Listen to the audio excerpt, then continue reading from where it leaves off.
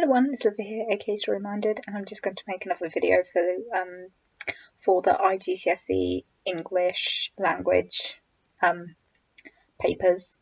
And once again, this is going to tie in with the sort of section B writing, but rather than focusing on the actual paper itself, I just want to sort of I'm going to look at one of the poems from the anthology.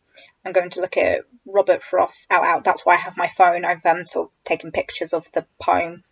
I'm going to read out the poem to you, and then I'm going to talk about some of the creative writing techniques that Robert Frost has used and sort of how you might be able to employ them in a story. And I might also sort of try and offer a reason for his use or the impact it has on as a reader, based on the sort of creative techniques he has used. Because even though this is a poem, often poetry and prose, the creative techniques you use can cross over. I won't mention the sort of structural techniques that's been used in poetry, like caesura or enjambment, because that doesn't really apply to prose writing unless you're doing prose poetry, but that's something else that we don't need to worry about. So I'm going to read the poem out first. So, Out by Robert Frost. The buzzsaw snarled and rattled in the yard and made dust and dropped stove-length sticks of wood. Sweet-scented stuff when the breeze drew across it, and from there those that lifted eyes could count 5 mountain ranges, one behind the other, under the sunset far into Vermont. And the saw snarled and rattled, as it ran light or had to bear a load, and nothing happened. Day was all but done. Call it a day, I wish they might have said, to please the boy by giving him the half hour that a boy counts so much when saved from work. His sister stood beside him in her apron to tell them supper.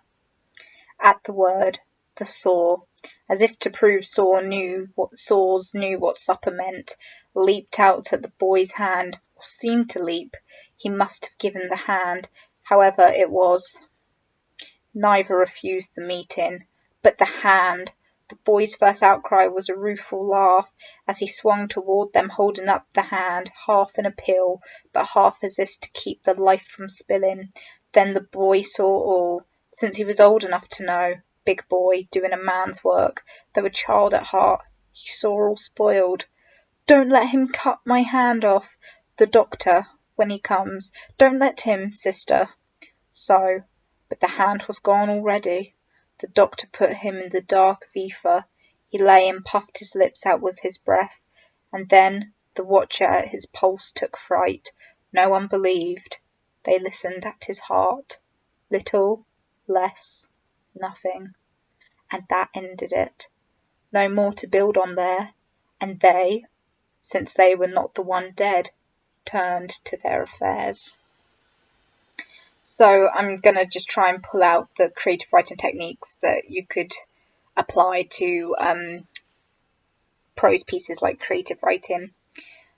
So for the first bit, the buzzsaw snarled and rattled. Snarled and rattled, not only are they sort of sensory imagery in terms of, relating to the senses in terms of them being hearing. So you're actually, when you read those words, you can hear the sounds. It's almost personifying the buzzsaw by giving them these sounds, like the buzzsaw snarled and rattled. It's actually very sort of animalistic as well. It's turning the buzzsaw. It's almost like that's it, animalistic imagery. These sounds are very sort of like rattled. You might think of like a rattlesnake, and snarled, you might think of a dog. So it's making the buzzsaw, but also people can sort of snarl, but with the rattled, it's definitely much more like an animalistic kind of sound. So rather than personification, that could almost be seen as, well, no, I guess it would have to be personification. I don't think there's another way of describing that. I was thinking about something else, but they're sort of, or the words themselves are actually almost like onomatopoeia, which is a technique when any word, the word sounds like. So onomatopoeic words are any words that sound like the words they're describing. So like crash, bang, wallop, snarled, rattled, they kind of sound like the words they're describing. Sweet scented stuff when the breeze drew across it. So sweet scented stuff is known as sibilance and also alliteration, but sibilance because it's to do with the S hissing sounds. So although that's often associated with poetry, you can also have alliteration in prose text, and that can sort of draw the reader's attention to the particular image you are trying to create. So sweet scented stuff when the breeze drew across it, and it sounds quite sweet scented, sounds really pleasant, but stuff, there's something about it that kind of almost puts you on edge. It's like sweet scented stuff, it doesn't sound as harmonious, so that can start raising like little red flags to your reader that not everything is going to be so very sweet in this poem, which isn't a very dark poem. Setting techniques have been used where it describes 5 mountain ranges, one behind the other, so that just you can just see how far these mountain ranges stretch. Under the sunset far into Vermont, and once again that sounds quite romantic and sounds quite pretty and idyllic and picturesque, and that's showing the reader that it's in a country setting and it's like, oh, it's all wonderful, there's mountain ranges and all these kind of things, but actually no, bad things are going to go down. So this is like lulling the reader into a false sense of security, although the buzzsaw snarled and rattled, that doesn't sound pleasant. So that's creating a juxtaposition, and juxtaposition is a creative writing technique where you have 2 contrasting images or 2 contrasting words. So for example, you might have sweet death, just as a random example. And there's repetition techniques. So we've got and the saw snarled and rattled, snarled and rattled. Repetition is a brilliant technique that has many uses. One of the main reasons why an author might use repetition, though, is to draw, if there's a particular idea that sticks out, it can emphasize a particular idea by repeating it. It could be used to create like a certain sinister atmosphere or a happy atmosphere, depending on what you're trying to create as well, and depending on what words you're repeating. Or it might be showing like a theme that's emerging. There's loads of different ways you can use it, but repetition is really good if you want to emphasize or draw your reader to a particular part of your text.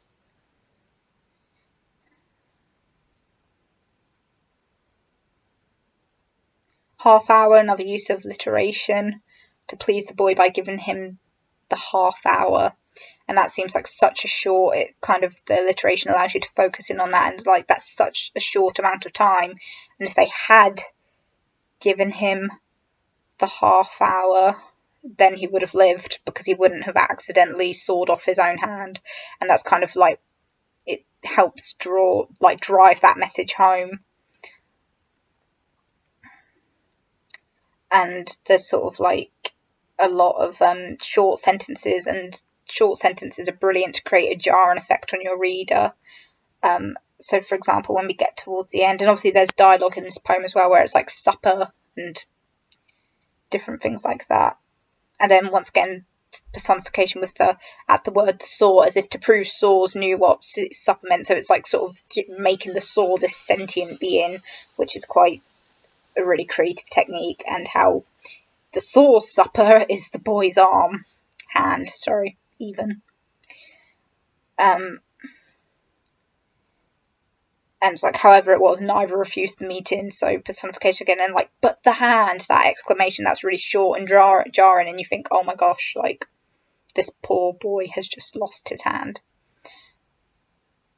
And the life from spilling, that's like a metaphor for the blood that's obviously going to be spurting out of this poor boy who's lost his hand, where it says, as he swung towards them, holding up the hand, half in appeal, but half as if to keep the life from spilling. That's, the life is the metaphor for blood.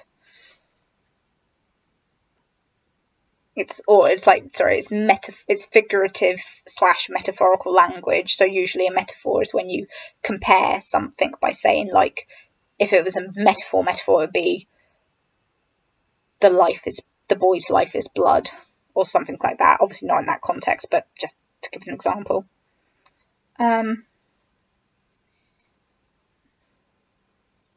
More alliteration was like big boy, sort of emphasises the fact that, you know, he's still a child, but yet they're like he's old enough to understand the severity of what's happened to him. Doing a man's work, and it's sort of once again sort of that juxtaposition of like, this is a young farmhand, and considering the context of the poem, like this is when back in the day when it's given context to the poem. So how boys back then, they would just work, they would do men's work, and there was no sort of rights or safety. It's kind of like a commentary on the fact that there's no safety back then for farmhands. Young boys are working with buzzsaws. Like, that's not right. And sort of the powerful dialogue, like, don't let him cut my hand off, the doctor, when he comes, don't let him, sister. It's like really emotive and sad and poignant. And then so, just one word sentences are really powerful and really punchy, and it's like, so. But the hand was gone already, and the doctor put him in the dark of ether. That's like figurative language again. He has obviously he's obviously used ether to knock him out, but the way it's described as the dark of ether, that's quite like a sort of sinister atmosphere, and it kind of like connotations of dark is like death. So once again, there's a lot of connotative language in here as well.